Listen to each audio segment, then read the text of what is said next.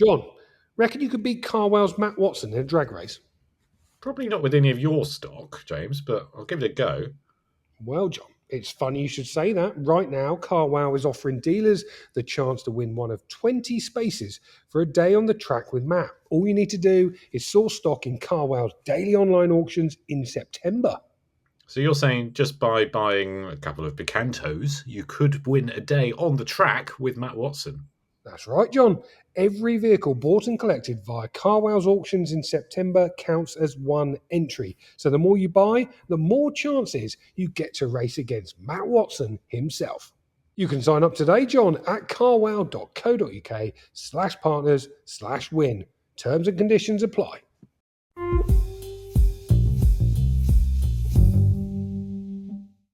Welcome back to the Car Dealer Podcast, where we pick our favourite stories of the week and ask an industry guest to choose which were the best. I'm John Ray, and joining me as usual, it's only James Baggett. Hello, James. Hello, John. It's typical, isn't it? Just I do that. Dealership phone rings. I mean, hopefully that's a sale. Who knows? I'm going to have to blank that out for data protection now. Show me that number. Oh, okay. Yeah, sorry. Good luck in the edit. I forgot we do video. Anyway, John, how are you? Nice to see you. I'm well. I mean, we've had a busy week, haven't we? We've been in. It's been an eventful week. We've been in Wales, South Wales, shooting our Road Test of the Year feature for a couple of days. Yes. But we've escaped for one of two reasons, one of which is the horrible weather, which meant that we had to get everything done in 2 days. So it's not the real reason, though. We're back early, is it, John? It's part of the not the real reason. Let me explain. Well, so our Road Test of the Year, every year, we book some very nice cars in. It's the best cars that have gone on sale in car dealer showrooms in the last 12 months. Something we've done since the magazine started in 2008. Nice excuse for a jolly of driving some nice cars, but also some good content. We do videos off the back of it and lots of other stuff. Always gone to Wales because some very nice roads there. Used to go to North Wales. Amazing. Then they covered it in speed cameras. So we decided to go to South Wales. And we should just point out that's not because we're speeding. It's just that they get in the way of the photographs. Yeah, that's exactly it, John. Yeah, that's exactly it. Thank you. And then we started going to South Wales. This year, John and Jack booked the hotel, and they decided to book us in. Let me slightly set the scene. We've got a £330,000 Aston Martin, a new Corvette, £100,000. We had some other quite exciting stuff. You know, the sort of stuff that attracts a little bit of attention. And John decided to book us into a travel lodge in Merthyr Tydfil. It sounded good. It sounded good. It was near a Nando's. It was near a Harvester. Great idea. Until we were woken up. Well, we weren't woken up, John, were we? Because we were in the back of the hotel. But all of our colleagues were woken up at midnight by men in balaclavas on a quad bike, trying all the door handles of all the lovely cars we had outside. Luckily, they didn't steal the Aston Martin or the Corvette. They broke into an L200 and stole all of their tools. So obviously this happened in the middle of the night. All the rest of the team didn't go to sleep. Were rather panicked and basically spent the rest of the night staring out the window at any of the cars that we had there to make sure they didn't get nicked. So I woke up to many WhatsApp messages the next morning, completely blissfully unaware because I'd gone to sleep after taking a melatonin tablet and put my earplugs in. So I'm completely unaware that anything had happened. And we decided to can that night's stay in the travel lodge, even though I was looking forward to a Nando's, and we came back early. So, yeah, quite an eventful couple of days, wasn't it, John? Yeah, but no cars were harmed in the making of Road Test of the Year, apart from the L200 tree surgeons. Did feel sorry for them. Which also, I felt more sorry for all our colleagues, again, who are at the front of the hotel, as you say, because not only were they woken up by the balaclava-covered men on their several quad bikes, but the alarm on this Mitsubishi L200 went on for another 3 hours before the owner came out and moved it. He just dragged it away. It just like a dying swan disappeared into the background. This beeping off it went. Yeah. Oh dear. What a state of affairs that was. But it was the other thing I'll just say about Road Test year is I found it a little bit depressing this year, John.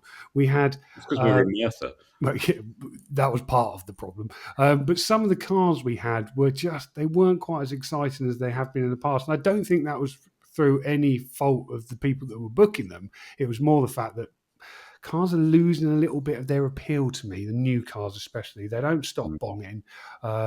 Some of the, I mean, that we got a Land Cruiser in, Toyota Land Cruiser, which has got like 6-7 different warning bongs you have to turn off. I mean, it was unbelievably annoying. So yeah, it took the shine off ever so slightly. Yeah, and also, I mean, like not to get into Road Test of the Year content, apologies to our guests who's having to sit here and listen to this. Yeah, sorry. We did have a couple of cars were quite hyped up, weren't they? So we had an Alpine A290, is that what it's called? Yes. The Renault 5 one. Renault 5, great car. I really like Renault electric cars, as we know, as our listeners will know, because I didn't shut up about my Megane. And I came away from that Alpine a bit disappointed. I just thought its steering was not great, very, very light, very devoid of feedback. It's just not what a hot hatch was supposed to be. Very, very torque steery as well. I couldn't drive it like my old Clio 200 I used to have. No, exactly. And I think we love a hot hatch. And we had an Audi RS3 there, which was mega, absolutely mega, 400 brake horsepower, 4-wheel drive, fantastic hot hatch. And then you jump out of that into one of these electric cars that they were trying to engineer excitement into. And they just didn't do it for me. Unfortunately, I just find electric cars so dull. And when they try and make them exciting, they just feel like video games. And it's not a future I'm looking forward to. Anyway, John, can I just do a bit of a plug, please, before we Sorry, we've been here for 6 minutes now. Okay, no, we'll do. Well, I didn't realise we were on the clock. What I'm doing it, John. What I wanted to say is, if anybody listening to this wanted to send us a voice note or has an interesting story or wanted to join us on the podcast, I've been listening to some other podcasts and they do this. We've got a WhatsApp number they can WhatsApp us on. It is 07463 38 33 10. So what I'd like to hear from is anybody out there listening, if you've got any interesting stories about the motor trade, if you want to join us, any comments on the stories that we're making, if you get annoyed by these ridiculously long intros, please let us know. Send us a WhatsApp 07463 38 33 10. And John may or may not play them. We might not get any. Who knows? I'll put that number in the thing, in the whatever, the show notes below. Also, I just want to say, James, I really enjoyed your delivery there of, we've got a WhatsApp number. Like your mum might say, Auntie Barbara's on WhatsApp now. You've heard of WhatsApp? It's a new thing. Very exciting. Anyway, send us a WhatsApp. We want to hear from you. Lovely. Right, I'm going to introduce our guest now then, because we've talked enough about Merthyr and WhatsApp. So our guest this week is Tom Ellis, Creative Director at used car dealer Carite. Welcome, Tom. Morning, gents. How are we doing? Very good, thanks. Nice to see you. I mean, for those people watching on YouTube, they'll be thinking, where on earth is Tom in the world? Because it doesn't look like Merthyr Tydfil. Gosh, yeah. A little bit warmer than Merthyr Tydfil. I'm just in Spain at the moment, actually, so taking 2 weeks off, probably for the first time in a long time. So, just coming away to get my head clean and just chilled out, I think. Well, nice to see you. Thank you for giving up some holiday time to chat to the Car Dealer podcast. Massively, massively appreciated. Tell those people listening then a little bit about your business and what you do, where you're based, etc. So we're based just outside of Swindon, a little town called Wroughton. We try and claim we're on the edge of the Cotswolds or Wiltshire, but we're really just Swindon based. But yeah, we've got a nice business down there, 70 cars in stock. It's been, I think with anyone that has had or has an independent dealership knows it's been a very challenging couple of years. Since the start of the business, we've grown sort of beautifully well. When I started, I was the first employee. We had 15, 20 cars in stock, and the land was a bit messy, really, in truth. We arrived and there was a lot of bad blood in Wroughton, where the couple of businesses before us weren't very good. One of the guys SOR'd a load of cars and disappeared overnight with stock. So we sort of arrived on tainted ground, really. So we had a lot of work to put into the local community to restore a bit of balance, a bit of trust within the land, really. So And yeah, it's sort of just grown from there, really. But yeah, it's been a really, really nice journey to date, and the last 6 months for us have been probably the best. I think something's really nicely changed in the business, and we're on a really nice trajectory now. I think the structures we've got in place in the business now are yeah, really strong. So, how many cars have you got in stock, and what sort of stuff do you sell? Yeah, so 70 cars. We've got 70 live is the idea for us. We probably sit around 66, probably live listed every single, consecutively. But our package, if you like, is 70 on Auto Trader and other platforms. But and then yeah, so we're turning. Well, yeah, last couple of months, September's quite quiet for us actually. I don't know how everyone else has found September. It was a bit of a weird month. We'd done a bit of a high for the last 6 months, but September was a bit quiet. We stock anything really, so I've got sort of anything from a Viva at $5,500 up to a new M2 at 52, 53. So we don't really cherry pick. If we'll buy and sell anything really, in a sense. Not EVs. How do you buy these?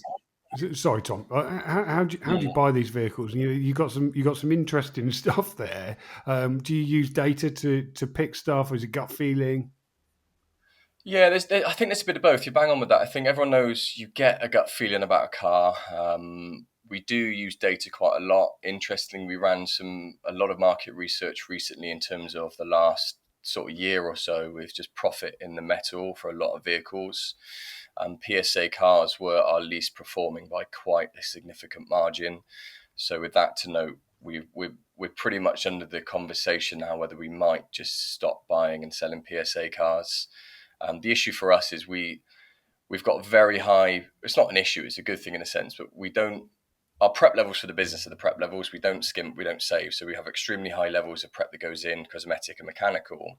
And I find the issue with PSA cars, because you're not blessed with a large margin to begin with, they can cost so much money to get fully prepped that by the time you go to sell the thing, it's just not worth all the headache. So PSA we're starting to come away with. But yeah, we trust our gut a lot, but at the moment we're doing a bit more active consideration to days to turn. That's something I've looked a lot recently, and a lot of the changes we've made in the business of late, the days to turn from this year to last year have been massively different, just from little tweaks and amendments to how we structure, run and prep.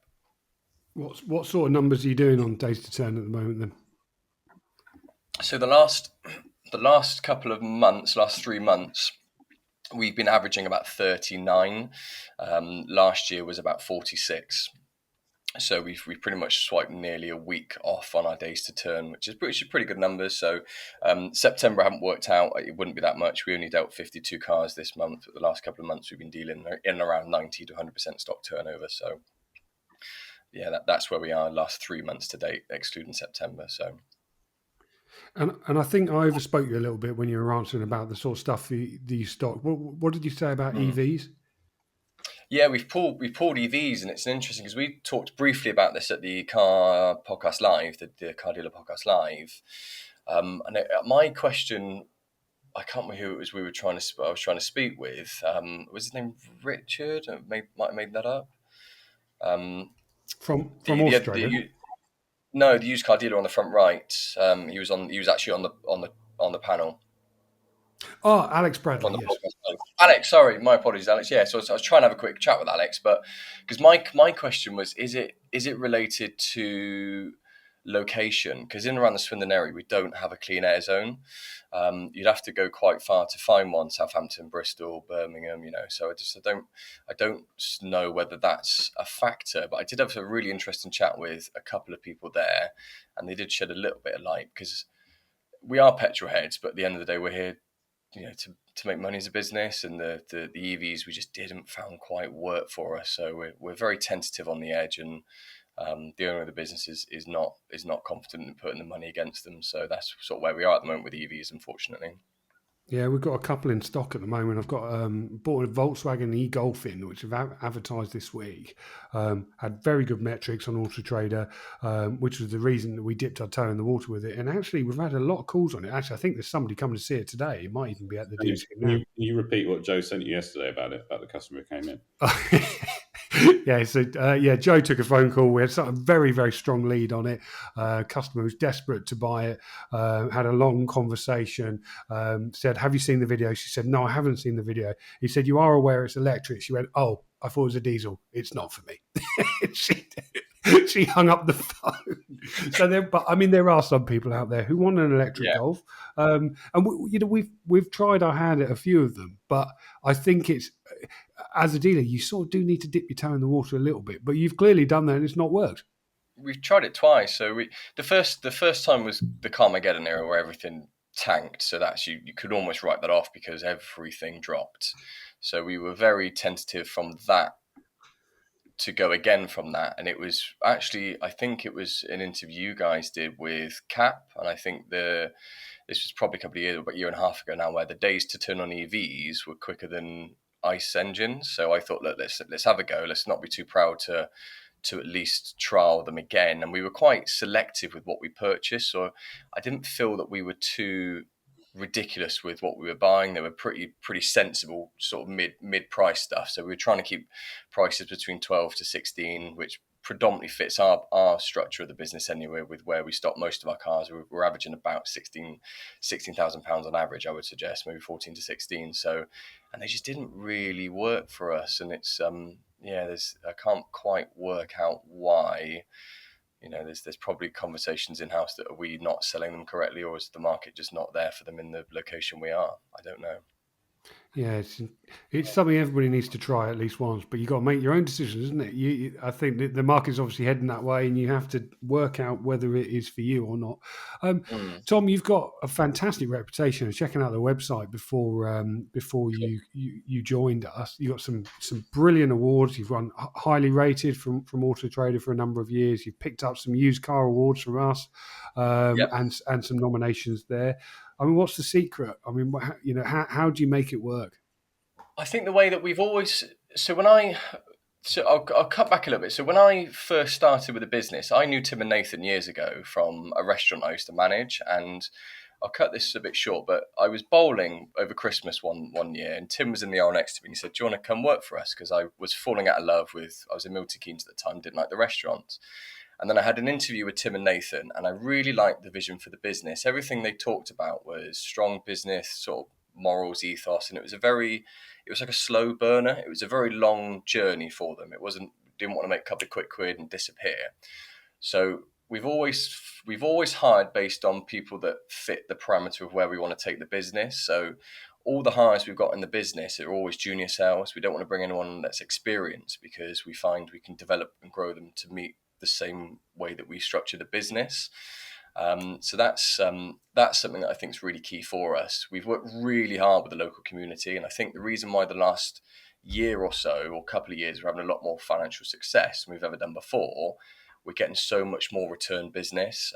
We've got a lot of structures in the business in place that ensure that we try and retain customers in like a life cycle post sale, which a lot of people don't do. People might think I'll hire one or two people that make a phone call every now and again, but we are soliciting customers from 3 years ago, but we have touch points set up with each customer, and that just installs a huge amount of levels of trust and respect with them. So even if there's a customer 2 years later on than purchase that has a fault with the car, they can notify us of that through this system, and we can at least have the conversation, which some dealers shy away from. I'm happy to know about that, because at that point you might have lost that customer. You've got every opportunity to put it right. So I think that's a large proportion of why I think we're having success. But I just think it's mindset, mentality.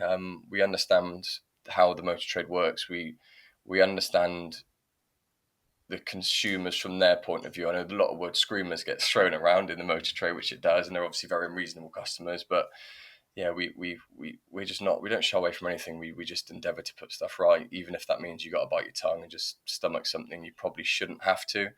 Because at the end of the day, for us, it's a long-term gain and goal for us with the business. So, and you've moved from hospitality into automotive. It sounds like. What have you? What brought you into this? What have you learned since you joined? Because you find most people who work in automotive have been in it all their lives. It was difficult because the first thing I noticed was going straight into sales. Everything in hospitality was yes, and everything in sales isn't no in a sense, but you have to be a bit more, I wouldn't say confrontational, but I don't find sometimes a fully agreeable personality type doesn't work too well in sales. You have to tread very carefully. It's a fine line between, upsetting a customer and then, working and negotiating a deal. But that was a big change for me, where in hospitality, everything just felt a bit yesy. And I think sales, you have to be a little bit more, you have to just fight a bit more than you do. But I've always liked cars for me. So that was the main draw for me. And like I said, I knew Nathan and Tim from the restaurant, so it was a bit of a no-brainer for me to just try and move into something. And yeah, that was it. I think just because I was passionate about cars, I like driving cars, I like being around cars, so that was a big draw for me. And do you enjoy the job, or do you find it a bit too stressful? It's very stressful, hence 2 weeks to myself in the middle of nowhere. But what I like, I think it's a bit tricky. But what I like about the trade is it's always evolving, it's always changing. So you're always learning and developing, which I think is really key. So it's something like that where I don't feel in the motor trade, if you become stagnant, that's when problems happen. So you always force yourself to develop and grow. So you create a very nice mindset alongside with the motor trade. And I think you could take that and implement that in any business or any structure in any other sort of workplace, because because the motor trade moves so fast, probably more so than many other businesses. So that's what I really enjoy is just trying to keep up to date or keep on top of it or being ahead of the curve. And, that's what I really enjoy about the trade, I think. I found it very interesting you telling the story about how you call back these past customers. I mean, there's not many used car dealers that I chat to who would mine their databases like a new car dealer would. I mean, that's it. I think with new car dealers, it's a little bit easier because the chances of the car going wrong in the first 3 years, well, they know they can bring it back under warranty, don't they? Whereas with used cars, sometimes you're quite pleased not to hear from a customer again, because when you do, invariably it's because there's been a problem. That is a real mentality shift for some dealers. There'll be dealers listening to this who just think, I never want to speak to these customers ever again. But you're clearly making it work and selling cars as a result. I think so, but we've actually not to put it as a sales pool. We've actually created its own separate entity and business, and we're reeling it out to other dealers at the moment. But when we speak with dealers, they get very, But if you think about the money you've invested of a business, on average, to solicit a new client or customer, it's about 360 quid. So if you've got 1,000 people in your inquiry list, just think how much money you've spent that's just dormant that you're not using. You've spent the money to earn that customer. Why would you want to give them any opportunity to go elsewhere apart from think to come back to you?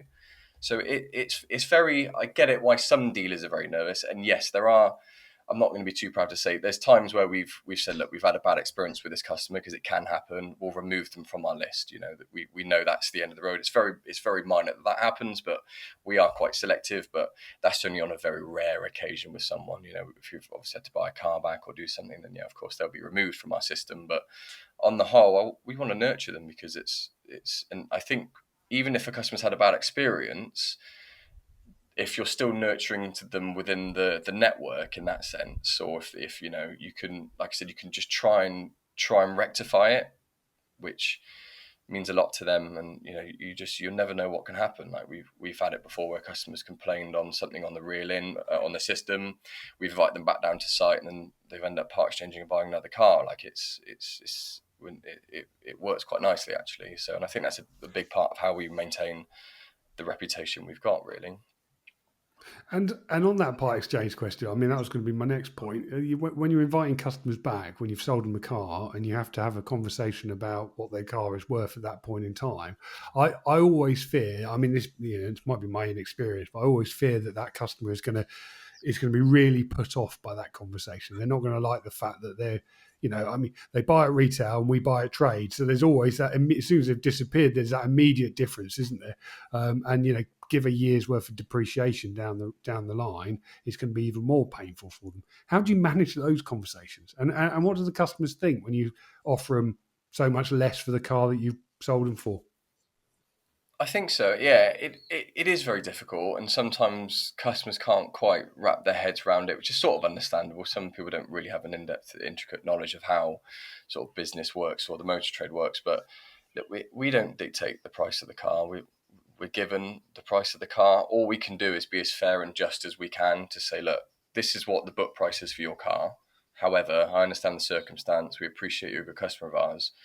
We'll endeavour to give you the most amount of money possible, because at the end of the day, that's what your car's worth. It doesn't matter what the circumstances have gone on now or beforehand.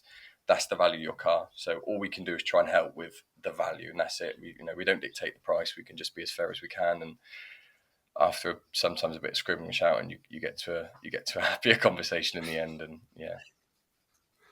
Well, and what about your bread and butter cars? What do you always buy? What's the best sellers for you? Our best sellers are at the moment are really weird cars. Not really weird cars. F-types, Mustangs, and what else we've been selling loads of recently. You've been selling these to John Ray. It was so because the last couple of F-types we've sold, they've been in and out within a week. Like honestly, even the last 6 or so, the days to turn of the F-types are crazy. You normally generate products alongside, so you can get a nice, shrink on the back of those. And weirdly, for a JLR product, touch wood, they've not really gone wrong. So they're a bit of a weird anomaly within their product range. If I wasn't to throw too much dirt at JLR with everything going on, but. But bread and butter stuff, Hyundai, small i10s. I know you're quite hot on those as well, aren't you, James? So little i10s or 20s we do really well with. Love them. Just obviously anything small, automatic, petrol, just in and out the door in seconds. We stock loads of minis. We do really well with minis. The beauty of minis I can find is because sometimes most dealers are pretty switched on now. With minis, you can get a load of extras on them. So if you can work off retail against other dealers working off cap doesn't really have much of a consideration against the optional extras. So if you've got a really aggressively spec mini, you can always normally win the bid against someone bidding on cap, because the retail is far superior to cap because it might have $8,000 of extras on top or something. And what about the cars you won't buy? What's on the banned list? I always love to hear what's on dealers' banned list. Yeah. Well, PSA cars now, so Peugeot and Citroen, only just because they're just. We do belts and not wet belts. We do belts on every single one. Because we just can't run the risk. So, and then it's difficult. You can't buy them chipping a belt because you wouldn't end up winning the thing. So unless it comes in part exchange, you can have a sensible conversation. But if you're trying to buy it anywhere else, you just don't get the luxury. EVs we don't touch. And then I tend to not like to get anything in Nissan or power shift with those gearboxes, but they say they tend to sneak through occasionally. So where do you get your stock from, and who's in charge of that at your site? I think it's a shared responsibility actually, which is a bit weird. So I've got my own sort of buying outlets with other traders and other people. Craig, who's the operations director, buys out of some other people he knows within the trade. Tim, who's the owns the business, Tim's been in and out of the trade for multiple years now and around the Bristol area, so he's got an extensive trade network. And we do buy, we've got our own buying sites across the southwest at the moment that we source on. We were buying out of Mannheim and Bristol, but it just wasn't quite working. The days to turn were the main reason. The profits were all right, actually, considering. It was just the days to turn. By the time we got them back from Bristol, we took them to a body shop, paint shop. It just slowed everything down. So that was the key for us, So that's where we source at the moment from. And what do you love about the motor trade? I mean, what for those people listening who maybe not in the trade yet, and how would you sell it to them? Ooh. Like I said, because it's always evolving, it's so different. I do like.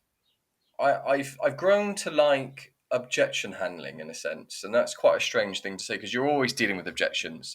Everything's an objection in the motor trade, so it's rewired my brain and how I think, and to me that's been invaluable. And I think if you can work for a good independent dealer that has a good development and growth plan, you can go quite far with it. And I love the journey. That's what I'm most passionate and I love about the business from what happened, because I think I mentioned to you on the Car Dealer Live when we won in 2023 at the Used Car Dealer Awards for Best Customer Care. Nathan, who was Tim's business partner, passed away at the start of the year, so it was a very turbulent time for us. And I think that's when the business just almost weirdly kicked up a gear. It's very strange. It was that everyone knuckled down, and I've really enjoyed that whole journey with it. I'm not saying somebody needs to die for that to happen, but what I mean is it's like the whole. I just love the journey of the motor trade so far. I think that's been the most enjoyable thing, is just seeing the growth and the development that you can be so intricately involved within a business. Well, Tom, thank you for joining us from your holiday. It's much appreciated, but there is a lot of stories to cover this week, so we should probably do some of those, John. We'll be right back. Now, John, I'm really enjoying how easy it is to pay sellers on CarWow. I mean, presume you'd rather not pay them at all. No, that is true. But now I can do it with CarWow Wallet. You can pay sellers, finance houses, and more instantly, literally in one click. It's secure, easy to use, and gets rid of all the pesky finance back and forth. It's a total game changer, John. That does sound pretty good. If you want to find out more, dealers can log on to carwow.co.uk/partners/carwow-wallet. This is a paid partnership in association with Dealaway. John, guess what? Oh, God. You've bought more ducks, haven't you? No ducks, John. Wrong there. I've actually got a new habit. I've signed up for Dealaway alongside more than 2,500 other rated and vetted car dealers to sell my trade part exchanges. The site is designed for dealers to sell their part exchanges for more money quickly and easily. There's no seller's fees, and buying a car costs just £99, one of the cheapest around. And when I haven't got the time to list a car myself, I can even WhatsApp them the details and they do it all for me. That sounds awfully familiar. So are you selling all your stock there now? Not exactly, John, but if I do have a sudden influx of Kia Picantos, I know where to send them. Dealers can find out more at dealaway.co.uk. Now, back to the podcast.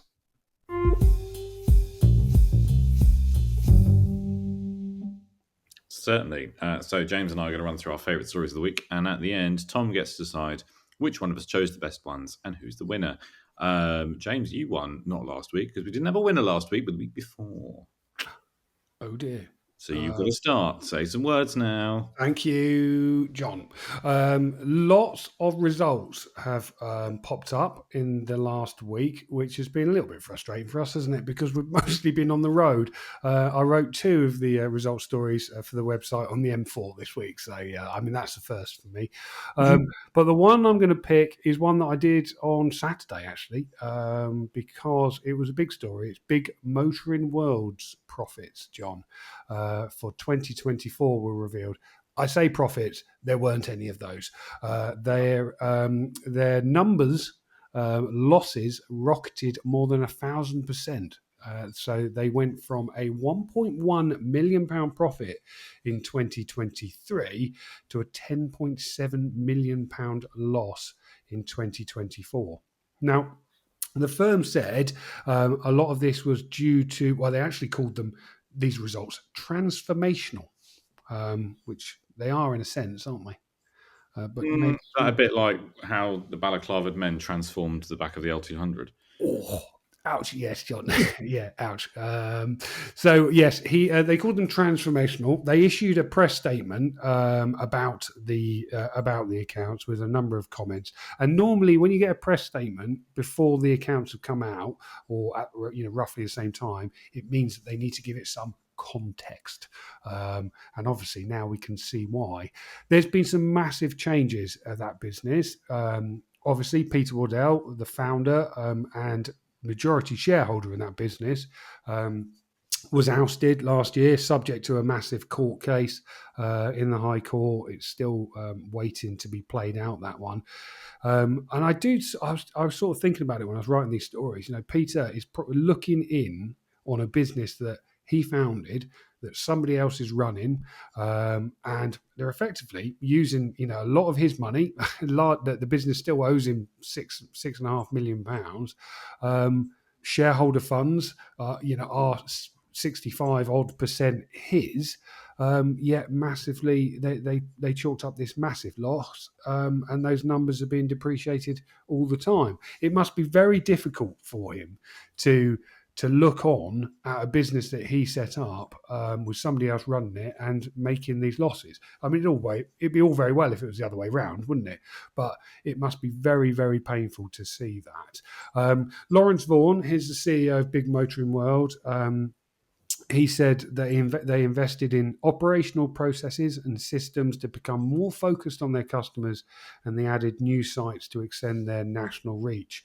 So during that year, they bought Leeds and Cannock from Available Car and decided to consolidate its Peterborough sites. They bought 2 of those. John, you might remember from SW Car Supermarket. Always a little bit weird that they had 2 sites in Peterborough. So they decided to just close one and put them into one. So yeah, a difficult year for that business. Revenue increased 23%, which is something they wanted to shout about. It was up from 697 million in 23 to 859 million in 2024. And they opened their 9th and 10th sites during the year in Sheffield and Norwich. So they were obviously on a bit of a growth spurt, but like I say, it must be very difficult to look on at a business that you started that is now losing what effectively is your money. So yeah, a difficult set of results there for Big Motoring World. One of the worst we've seen this year. Yeah, and it's this did catch my eye because whenever we've talked in difficult financial years about used car supermarkets not doing very well because of the way that the used car market has been, Big Motoring World has always stood there as this lone figure almost, doing exceptionally well against all the turbulence.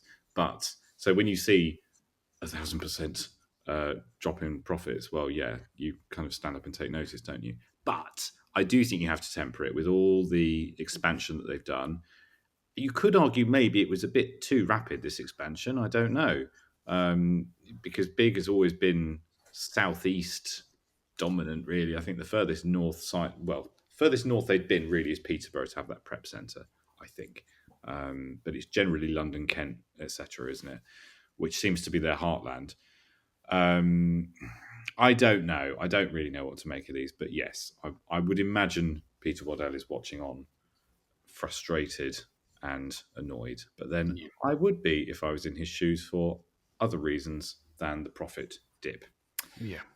Definitely. Oh, the other thing I was just going to say on this, there is an interesting line in this, which is the firm said it also lost revenue after gap insurance sales were disrupted by the FCA's investigation into the product, which, of course, we turn back the calendar, remember those times where it all was a bit questionable. That, I can imagine, was an enormous amount of their revenue, gap insurance and value-added products, just because of the way that they sold cars. It wasn't money on the... Well, lots of dealers operate like this. It wasn't money on the chassis, was it, for them? No. So I can see that would have had a big impact. Yeah. I mean, it must be difficult. It must be hard work running a big car supermarket business at the moment. Tom, do you look on at these big car supermarkets jealously, or do you think I'd rather be steering well clear of that sort of size? I think I'd look to stay clear of it. It's so difficult. Like you said, with dealers now have to rely on products in a sense, because obviously everything's gone up so much since after COVID. Obviously, you're probably running costs about 30% more, but the only thing that hasn't changed for any dealer is your margin to work off vehicles. So companies like that have to rely on the product sales to prop up the profit in the metal. So when that gets stripped out, it makes such a big difference to any dealer, but certainly someone like a big car supermarket that relies heavily on it. Yeah, definitely. John, move us on, please. I could talk about more results, but I'm not going to. I'm going to talk about JLR. So we've got a couple of JLR things floating around this week. So I'm going to, if you don't mind, James, I'm going to squish 2 into 1, and then you can talk more about results because you love results, don't you? So the first good news is that JLR has started its controlled phased restart. Has it, though? Has it? Because I know they said they were going to this week. What this story said on the 30th of September, so I'm assuming that they have. Because I just haven't seen any news of them actually doing it. Okay, so what we have to say is they haven't just started everything at once. It's a phased restart, and I suppose where do you draw the line at what is the start of the phased restart? I mean, is opening the doors and turning the lights on a phased restart? That's what it is. But I think their plan is to start at their Wolverhampton engine and electric powertrain production facility first, get that going. Electric propulsion plant is called here, which is a lot of P's. So that'll be the first thing, which will start, it says here, towards the end of this week, which is now. So it could well be up and running now, which would be nice for them, wouldn't it? And then I suppose they'll start doing things after that. I partially brought this up because you reckoned, James, things wouldn't be up and running until the end of the year. And I just like pointing out when you're wrong. But anyway, that's some good news for JLR. Haven't made a car yet, though, John, have they? Neither of you, James, to be fair. So that's one part of this. But the other part is we wrote a story about some data from Motors, which suggested that demand for used JLR models was dwindling as a result of the cyber attack fears being in the news, which, on the face of it, you can kind of understand. You get lots of, I'm not going to say it's negative publicity, the cyber attack, but it's not particularly positive publicity, is it? That, your production facilities are grinding to a halt. Because everyone that I haven't been quizzing people on JLR cyber attacks things as I walk down the street, but you know how it is, James. You're at some sort of gathering and people are aware that you're some sort of motoring journalisty type person. They go, oh yeah, what's happening with the JLR thing? And I'm always surprised when people actually talk about industry news who aren't listening to this podcast, shall we say, and aren't in this kind of frame of mind. So I think it has got out there because it's been in BBC News and so on. I'm rambling, but you can see how it might have some sort of impact just in terms of fear mongering or whatever. So Motors reckon through their market insight report that there's been a steep drop off in JR. People searching for it on their platform, presumably. JLR weren't very happy about this story, were they, James? So they say that they've got data completely to the contrary. So, I can read their statement. In fact, here we go. Where is it? They reckon there's no evidence of a decline in consumer confidence since the cyber attack. And they reckon that, obviously Jaguar's not really part of this. But they reckon they've had higher demand in Jaguar stuff because of the low availability since production ended. Blah, blah, blah. I could go on. Basically, they refute the claims, don't they? And they would quite like us to undo this story, which we're not going to do because the data is there. So we'll see, unless Motors suddenly come back and say, oh no, we put the percentage point in the wrong place or whatever. I was surprised about this one. We've obviously talked at length about this week. You summarised it well. Motors came up with data that they've looked at it that shows that Jaguar Land Rover interest has fallen, especially since and they've coincided it with the cyber attack. So September traffic has dropped. They know what their data looks like, Motors, because it's their platform. They've also said that the UK's top 30 car brands all increased views apart from Land Rover. So you've got Motors on one hand saying one thing, and then JLR, they were frankly fuming, weren't they, with the story? They demanded that we remove this story from our website. I think one other publication did remove it from their website. And we went, now, hang on a minute. Just because you don't like the results of the data doesn't mean you just have it removed. It's like, it's like a politician saying, I don't like that poll, get rid of it. It's not how it works. Data's data, opinion is opinion, polls are polls. And I think that we obviously let them have a right of reply. And their data might say something different, but it doesn't mean that Motors' data is wrong. It's what Motors are seeing. So, really, we got brought into an argument between Motors and JLR, didn't we? I think. Yes. Which I found quite surprising. We had a number of emails about this, including one at 8 p.m. at night from JLR, so they were clearly pretty cheesed off about it. And we put their comments in. But I think, JLR, let's face it, they've had a hard time, haven't they? So I sort of let them off this one. But I was surprised that quite how touchy they were about this story. Yeah, I didn't really get it either. Tom, what did you make of, JLR's... Let's say their production restarting. Good news, yes or no? I think it can only be good news based on, obviously, the government have given, was it $1.5 billion sort of grant towards them, haven't they now? And just, you want to restart poor people that don't have any jobs anymore. They obviously don't have any jobs, but are currently in limbo, not knowing where their job sits. I think, was it 150,000 total? I think JLR's 30,000 itself, but with supply chains, it's up to 150,000 people who are affected by it. It's an astronomical amount of people that are influenced by this. So I just really hope they can get it running as soon as possible. Yes, and of course we saw some horrible headlines about what will happen to all the suppliers. As you say, it's not just JLR, is it? It's all the supplier network. Right, James, take us away from controversial stories, please. I will try, John. I will try.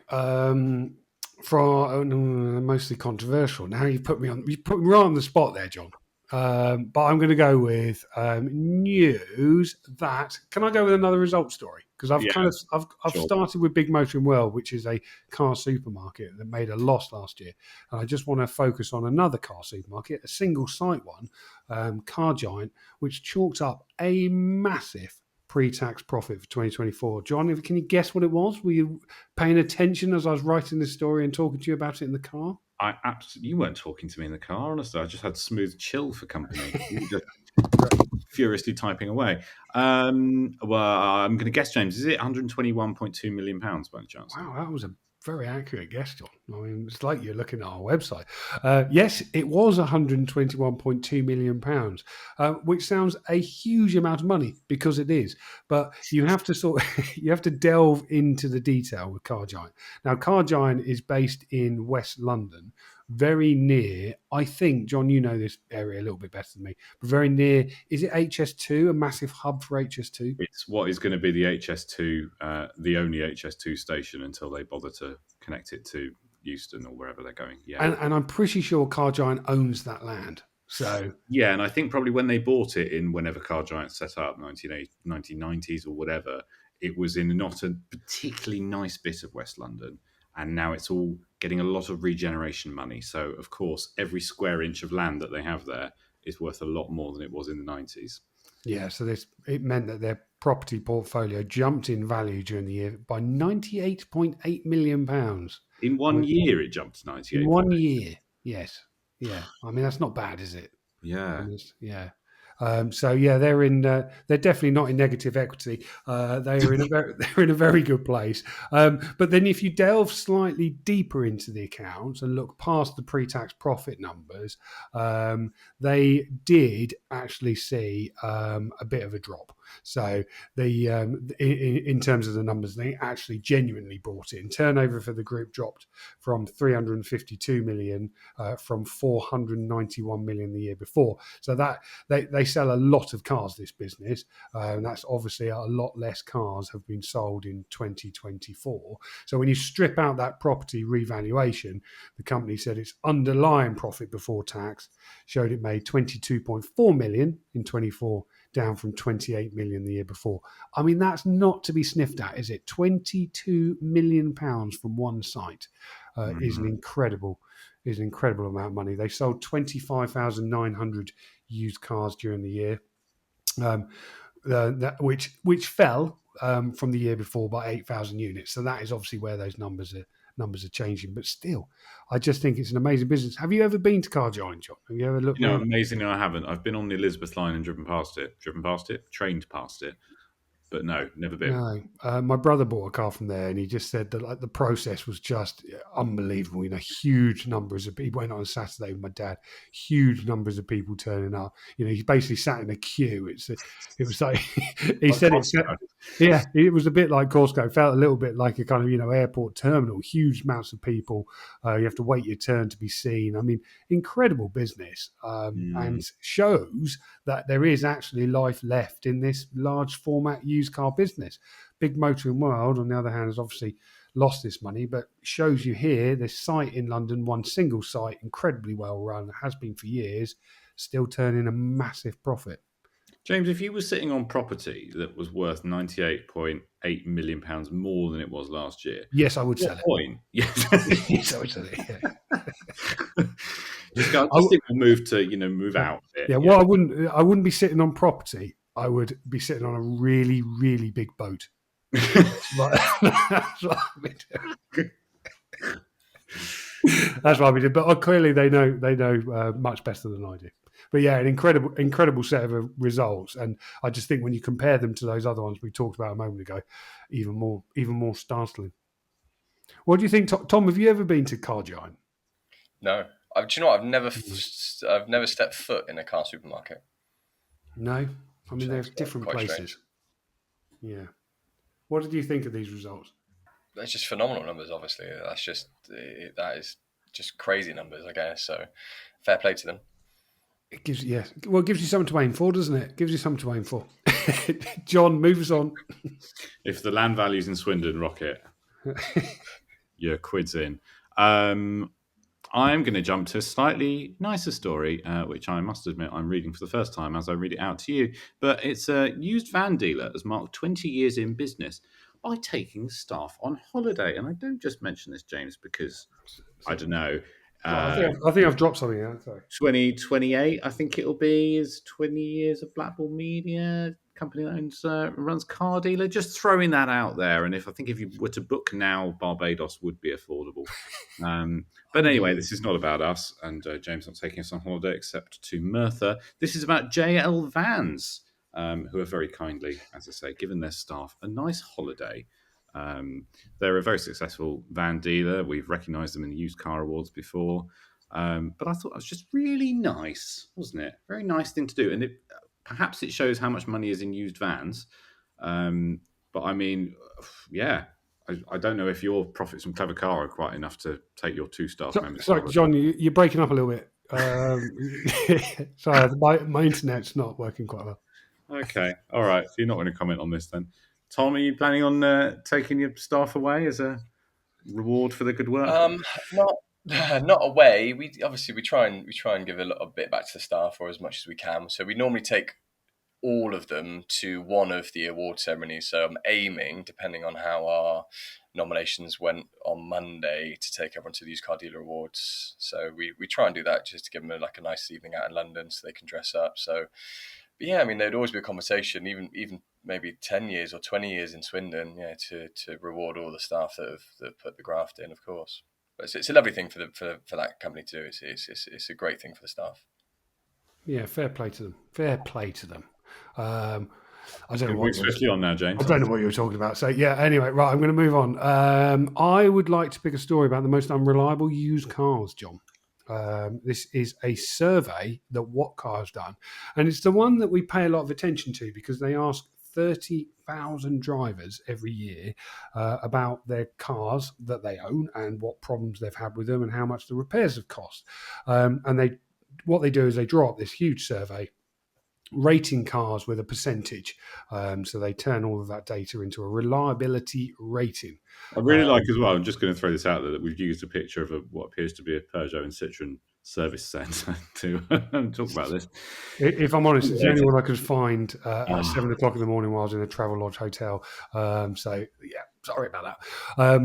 Yes, but interesting data from them. It shows the Nissan Juke was top of the pile. Nissan Jukes made from 2019 onwards. I say top of the pile. It was the least reliable car. Some 24% of owners say What Car experienced a fault, and 60% of those faults had cost them more than £1,500 to repair. Ouch. Interestingly, the latest generation model Volkswagen Tiguan was the second most unreliable car, and the Kia Sportage, made between 2016 and 2021, was third worst. I was quite surprised at these cars. I was actually surprised at the top three completely. I thought there's quite unusual cars. I certainly haven't experienced it with Tiguans and Sportages. That's I must say. Because James, you haven't bought anything made, I don't know, after about 2010. Yes, so moving on. The most reliable cars, John, though, was also incredibly interesting. They had a joint top. Sorry, I just scrolled down to reveal what it was, and I realised why you're saying it with such glee.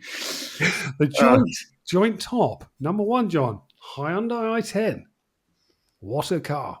Yeah. What a car. Maybe we should have had one of those at Road Test of the Year. Hyundai i10, Hyundai Santa Fe, the Kia EV3, and the Toyota GR Yaris, what a car, were the joint top number one. So 4 cars in the first place for the most reliable cars, all scoring 100% in the survey. Then it was a Toyota Aygo X, understand that, and then the Vauxhall Grandland Petrol. From 2024 to present, Toyota Mini, Volkswagen, and a Porsche Macan. So yeah, an interesting survey. You can find the full results on our website. But I always think it's very interesting to see what owners think of their cars, isn't it? Kind of steer us in when it comes to what we're going to buy next. I don't want to say these survey results are nonsense because I won't go that far, and also because I'll have to see someone from What Car on an event probably in about 2 weeks' time, and I don't want them to punch me in the face. But when you look at these, there's some sort of, I don't know, I think you have to take them with a pinch of salt, don't you? So this is readers writing in to say, oh, it's been awful, this has gone wrong, and this has gone wrong, and so on, and readers saying, oh, no, I love my i10, it's been fantastic, da, da, da, da, da, da, da. So you're, all right, this is probably the closest you're going to get to a proper reliability survey of every used car in the whole world, aren't you? But I don't know, why is a Volkswagen T-Roc 99% reliable and a Tiguan, which is sort of the same car in a way, 64.2%? Like, that's, and the same with the Duke. I don't know. You're like, all right, we'll each say Nissan maybe has some slightly more problematic powertrains or whatever, like any manufacturer does. But I don't think a petrol Duke can be that bad, surely, can it? Very strange. I will, yeah, I don't know. I mean, I noticed the appearance of the Mazda CX-60 in there as well at number 4, James. That particular 4x4 that I had as a long term for quite some time. Is that the one? Yeah. That's the one that you said always sounded broken from brand new, and creaked every time I drove it into my driveway. Yeah, it was. Yeah, not. I mean, it's. Yeah, I'm surprised the CX-5 isn't on the list there, but maybe it's a little bit too old. Possibly. Yeah, an interesting survey though. I always find that fascinating. What did you think, Tom? Like, any of those cars a surprise to you? Yeah, I'll be honest, but I was reading the list yesterday actually, or late last night. So there was a couple of surprises. You bang on what John said between the Tiguan and the T-Roc, because on the Tiguan, a lot of the complaints or spends were to do with the infotainment system. But I would assume that was shared, unless I've completely off on that one. But I know with Tiguan's, apart from a leaky sunroof, they're normally pretty good. We've had issues with sunroofs before. But yeah, and most reliable for a Grandland petrol. I know it's 2024 to present, but the previous ones to those, I know we've had a lot of problems with in the business before. But i10, I'm not surprised to see it up there. Like I said, they're normally bulletproof, those cars. Yeah, good cars those. Unless I've bought them and have to basically sell them as scrap because they're not very good. Anyway, whose go is it? Mine. It's not mine. Can I squeeze one more in? That was yours. Yeah, you go for it. I'm just gonna. There's been I don't know if I can call this a story or not, but anyway, there's been. Our story says electric cars approach universal tipping point as government urged to cut VAT on roadside charging, and this obviously we've had lots of. Please, Mr. Government, can you please get rid of VAT or reduce it to 5% on roadside EV charging because it's completely imbalanced with home electricity prices, which are, I don't know, almost 10% of the price of what you'd pay to plug it in at a rapid charger. But this has come from an EV marathon drive, which the team at Honest John, if you remember Honest John, James? I do, yes. Yeah, Honest John. Well, they've taken it upon themselves to drive a 2024 MG4 extended range on a 1,285-mile drive from Cambridgeshire to the Scottish Highlands. I mean, I'd rather poke myself in the eye, I think, than do that. But they've decided to do that using only roadside chargers and compare the cost with the same journey in a Mercedes E-Class diesel, which averaged 48.8 miles per gallon. If you're still with me, please listen. So the cost of charging in total for this 1,200-mile drive, the MG cost £200 to charge, and the Mercedes cost £172 to charge. And of course, the Mercedes probably could have done that in, I don't know, 2 tanks of fuel, so you wouldn't have to stop a million times. But this is kind of what I've been banging on about every time I have to plug my car into a rapid charger, which is that if you actually do the maths of it, it works out at about like the equivalent of about 35 miles per gallon if you're going to drive really carefully in your EV. And it's just such a punishment to be charged that much when you're trying to. Well, I'm not trying to be green, to be completely honest with you, but when you are supposed to be doing the thing that's for the future that everyone's going to have to do, to be hit in the mouth with the price of rapid charging while you're out and about is really annoying.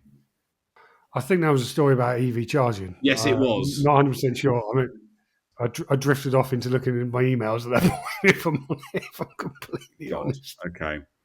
Maybe Tom's got something better to I say. won't ask James. All right, Tom. I mean, have you driven an EV much? Are you frustrated by the? I'm leading you Yeah, I witness mean, here, but I could babble on about EVs all day long. The one thing I think that people are overlooking, which no one's really had an answer for, is the government. They reckon it's 24 billion they make off fuel tax, the duty on fuel tax. So if we went EV overnight, where's that money coming from? So the only way they can do that is just to keep increasing prices of electricity, aren't they, and just offset from there. So I think that's only going to get worse, personally, for me. So yeah, it's a difficult one. I'm not going to send James to sleep again, but the problem that we have is your home charging has a maximum price set by Ofwat or whoever it is, and I don't think business electricity has the same cap, as you guys will be aware, I'm sure, powering your businesses. So I think it's the electricity companies making lots of money to an extent off this, and then like you see sometimes those little charts that show where the money from your tank of petrol goes, and like the fuel retailer from each litre gets 2p of the 148 or whatever, and the taxman gets this amount. I think it's with electricity from charge points, I think the charge point operator gets a reasonable sum because they're using that money to offset the cost of installing this very expensive rapid charger. But I think a lot of it goes to the electricity supplier because there's no max amount set on it. And I mean, why can't you, for example, have off-peak rates for EV charging when you're out and about? Because lots of people are going to want to, like we did in Wales, James. We plugged them in overnight. Yeah, that went well, didn't it? It did. It was great. Yeah. Yeah. I mean, which one? Like one of them just didn't talk to the charger, decided he didn't want to do it. Yeah. I had a nice evening doing that before the balaclava men arrived. Yeah, I don't know. I just think that would be, if you could carry some of those things over as well, because the grid is empty, after about midnight, pretty much. So just use that time to offset and give people slightly cheaper charging. And then you wouldn't have these moans. I've said my piece now. James, are you done? I'm done. Yeah, I've got nothing to add to that whatsoever. Okay, I'll go and make you a coffee. Lovely. So, Tom, before I ask for your verdict, are there any stories you think we should have talked about this week, but we haven't? no, the only one that I had were the most and least reliable cars, which James went over. So that was the only thing that I was going to bring up if it wasn't mentioned. Excellent. Okay, so I'm going to have to ask you who chose the best stories, or what was your favourite story? I'd love the I think it might be you, John, with the used van dealership that's taking everyone on holiday. I think that's such a brilliant thing to do. It's a bit of good news in a lot of bad news, isn't it, really, I think. So I think we can take something out of that and, credit to them. I think so. Do you think so, James? Do you think that's a nice thing to do? Oh, sorry, were you talking to me? Well done, John. Well done. Oh, thank you. Thank you very much. Well, all that's left for me to say as I wave the holiday brochures onto James's nose is thank you to Tom for joining us today from all the way in Spain. It's lovely to have you on, and we'll let you actually get back to your holiday now. Yeah, nice to see you, Tom. Thanks for joining us. Appreciate it. Cheers, gents. Thank you. Thank you as well to James for agreeing to take me to Barbados. And thank you for listening. We'll be back next week with another episode, so make sure you're subscribed so you can be notified when that goes live. James has bravely put his WhatsApp number in the thing below, so you can call him at any time of day or night. Maybe don't call. Maybe just send a WhatsApp. I probably won't answer the calls. You've not thought this through, have you? I haven't, no. Have I? Okay, if you want to check out the stories we mentioned today, take a look in the show notes below or head to cardealmagazine.co.uk. Thanks for listening and goodbye.